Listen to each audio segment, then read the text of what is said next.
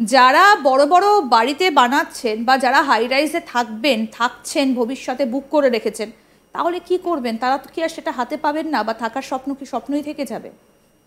যদিও বিষয়টা অপ্রিয় লাগবে শুনতে, তাহলেও বিষয়টা সত্যি যে এই ধরনের হাই রাইজ বিল্ডিংগুলো সত্যি আজকে আর থাকার উপযোগী অবস্থাতে নেই। তার কারণটা হচ্ছে, যদি কলকাতা ধীরে ধীরে সাবমার্জড হতে থাকে, যদি সমুদ্রের জলতলের উচ্চতা বৃদ্ধি পেতে থাকে, তাহলে কিন্তু সবচেয়ে আগে ক্ষতিগ্রস্ত হবে এই বহুতলগুলো। এবং বেসিক্যালি আপনাকে আরেকটা তথ্য দিই, সেটা হচ্ছে যে বহুতলগুলো এগুলো কিন্তু কলকাতা ধ্বংসের পেছনে একটা বড় কারণ। তার কারণ হচ্ছে এই বহুতলগুলো প্রত্যেক দিন পাম্প করে মাটির তলদেশ থেকে প্রচুর পরিমাণে জলকে তুলে নেয়, এবং এই প্রচুর পরিমাণে জলকে তুলে নেয় বলে মাটির তলদেশ কিন্তু আরও দ্রুত গতিতে ফাঁপা হয়ে যাচ্ছে। এবং সেটা আচ্ছা, এই যে প্রচুর বৃষ্টি হয়, আমরা তো এই 2024টা দেখেছি শুরু থেকে শেষ পর্যন্ত প্রচুর বৃষ্টি হয়েছে, এই বৃষ্টিতে সেই জায়গাটা কি ফিল করছে না? টোটাল শহরটাই তো ইট কাঠ পাথরে মোড়া, ফলে ন্যাচারালি মাটির মধ্যে কোনো জলই প্রবেশ করতে পারছে না। অর্থাৎ কলকাতাতে বেসিক্যালি জল রিচার্জ হয় না। বড় বড় শহরগুলোতে সেই কারণের জন্য বিচ্ছিন্নভাবে রিচার্জ পিট বানানো থাকে। কলকাতা কিন্তু যে অবস্থান ছিল অত্যন্ত সায়েন্টিফিক, বহু জলাধার ছিল বা পুকুর ছিল কলকাতা শহরের মধ্যে। সেই কলকাতা শহরের পুকুরগুলোকে পরপর গ্রাস করে ফেলা হয়েছে। আলটিমেটলি কেউ বাড়ি বানিয়েছে, কেউ অন্য কিছু করেছে, বেসিক্যালি চুরি হয়েছে পুকুরগুলো। এই যে পুকুরগুলোকে চুরি করা হলো, তখনও কিন্তু যারা করলেন তারা একবারও ভাবেননি যে অ্যাকচুয়ালি এই কলকাতাতে পুকুর চলে যাওয়াটাই কলকাতার মৃত্যুর একটা বড় কারণ হয়ে দাঁড়াতে পারে, যে কারণের জন্য কলকাতাতে সরাসরি মাটিতে কোনো জল প্রবেশ করতে পারে না। কিন্তু কলকাতা শহরের জনসংখ্যার চাপ বলুন, হাই রাইজ বিল্ডিংগুলোতে জলের সমস্যা বলুন, কলকাতার মাটি কত তলা পর্যন্ত বিল্ডিং নিতে পারে এই মুহূর্তে? খুব বেশি হলে 10 থেকে 12 তলা, তার বেশি নেওয়ার মতো ক্যাপাসিটি নেই কলকাতা। কিন্তু দেখা যাচ্ছে 25 তলা, 30 তলা, 42 তলা পর্যন্ত হচ্ছে। হ্যাঁ, তার মানে কোনো একটা পদ্ধতিতে এটা হচ্ছে।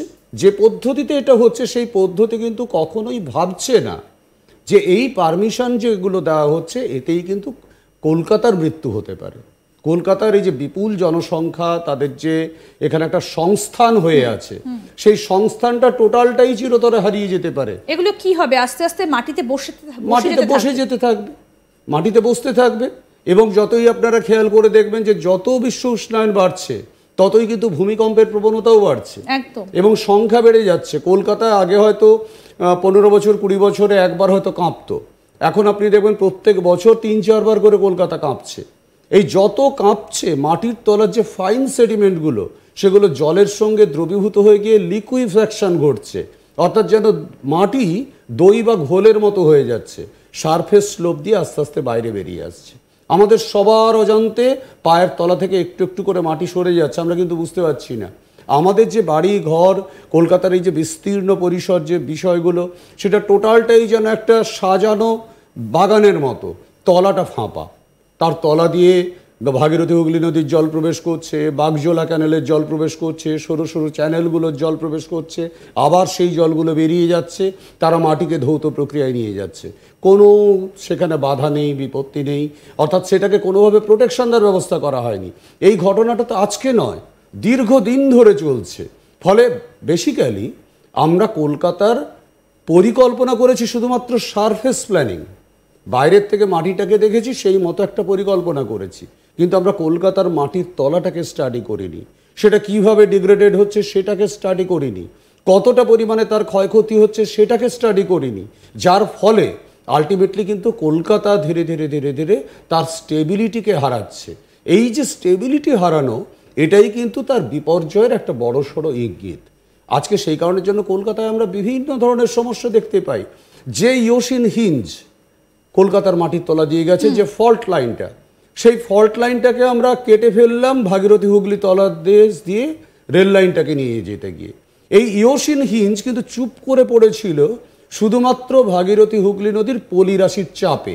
আমরা কিন্তু কেটে সেই পলিরাশিটাকে সরালাম। কিন্তু এই যে এই পলিরাশিটাকে সরানো হচ্ছে এবং তার সঙ্গে এই যে মেট্রো লাইনটা হতে গিয়ে বউবাজারের কি অবস্থা আমরা সবাই জানি, এগুলো যদি করাই হয়ে থাকে তাহলে কি সেই চ্যুতিরেখা সম্পর্কে, সেই ফল্ট সম্পর্কে তাদের ধারণা নেই? তারা তো অনেক নিশ্চিত ধারণা আছে, কারণ এটা তো আর তাহলে এটা করা হলো কেন? এটা তো নিশ্চিত বিপদকে ডেকে আনা। একেবারে এটা তো কারোর অজানা নয়। জিওলজিক্যাল সার্ভে অফ ইন্ডিয়ার নির্দিষ্ট ম্যাপ আছে এবং সেই ম্যাপে ওরা পরিষ্কারভাবে এই সমস্ত বিন্যাসগুলোকে দেখিয়েছে।